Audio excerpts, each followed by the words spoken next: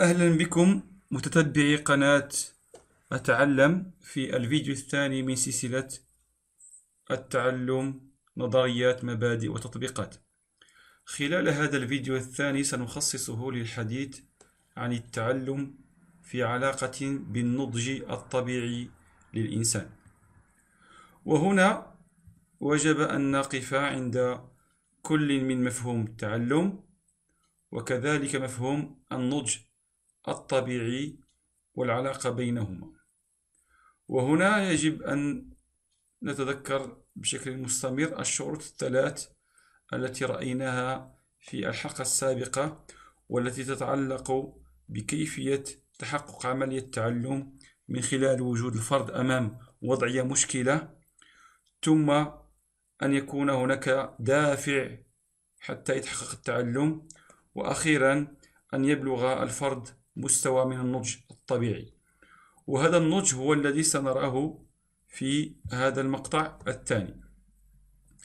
إذا فالنضج الطبيعي يقصد به النمو الذي يتوقف على التكوين الوراثي للفرد في ظروف البيئة العادية المناسبة دون حاجة إلى تمرين أو تدريب أو ملاحظة خاصة.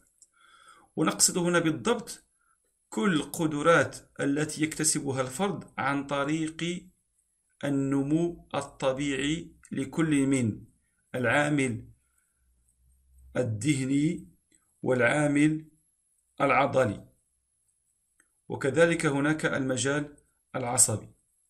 وبالتالي فهناك قدرات يكتسبها الإنسان دون حاجة إلى تدريب أو تعلم أو تمرين. نضرب لذلك مثلا الطفل عندما يبلغ السنة الأولى فإنه يبدأ بعملية الوقوف والاعتماد على نفسه، وكذلك المحاولة الأولى للمشي. طبعا هذه المهارة فهو لم يكتسبها من خلال التدريب والتمرين والتعلم، بل هي قدرة مكنه منها نمو جهازه العصبي وجهازه العضلي. وبالتالي فالتعلم بالمقابل هو نمو يتطلب ممارسة وتدريبا وملاحظة خاصة. ونضرب كذلك مثالا آخر في مجال أو في عالم الحيوان حتى نفهم التعلم في علاقته بالنضج الطبيعي. فالنضج الطبيعي مثلا الطائر الصغير يستطيع الطيران حتى لو تم تقييد جناحيه لمدة طويلة، فما إن يتم فك هذا القيد حتى يبدأ الطائر بالتحليق في الفضاء دون أن يكون قد تعلم هذه القدرة أو هذه المهارة من قبل. وكذلك يمكن أن نقارن هذا الأمر عندما نتحدث عن مهارة النطق والكلام عند الطفل، فهو لديه قدرة على النطق بألفاظ وكلمات من خلال نموه الطبيعي وليس من خلال المهارة أو التعلم أو التمرين. وقس على ذلك باقي المهارات كقدرته أي الطفل على احتجاز بوله، فهذا ينشأ عن النمو الطبيعي للطفل وليس فقط عن التعلم الذاتي.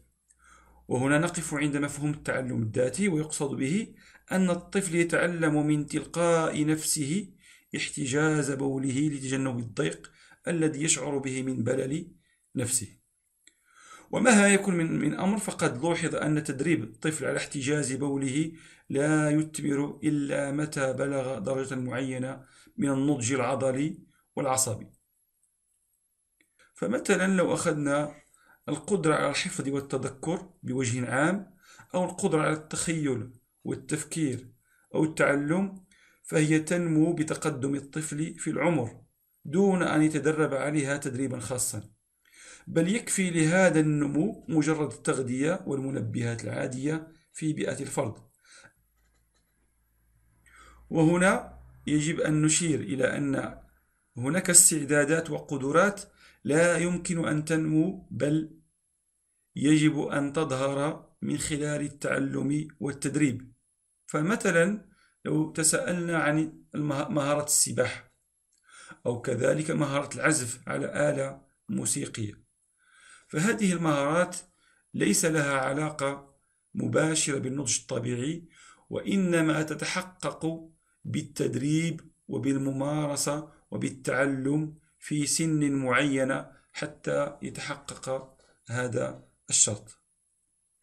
وهنا نخلص إلى أن هناك صلة وثيقة بين النضج والتعلم، بمعنى أن النضج الطبيعي مهم جدا لتحقق التعلم، فالفرد لا يستطيع أن يتعلم شيئا إلا إذا بلغ مستوى كافي من النضج يتيح له أن يتعلمه.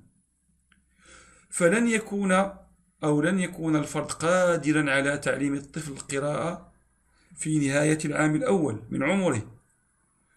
وهنا يجب أن نذكر بأن العمر العقلي والعمر الزمني مترابطان في تحقيق مجموعة من القدرات في مجال التعلم.